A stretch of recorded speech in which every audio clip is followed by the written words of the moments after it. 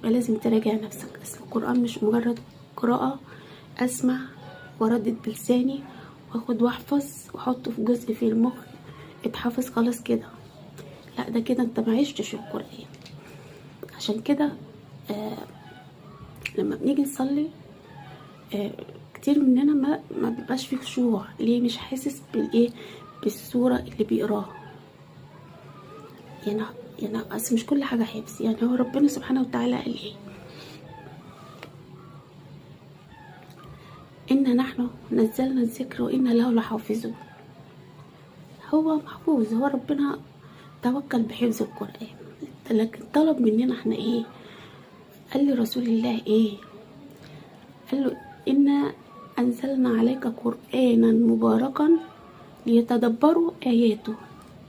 يعني مطلوب مننا احنا نتدبر الآيات. تاني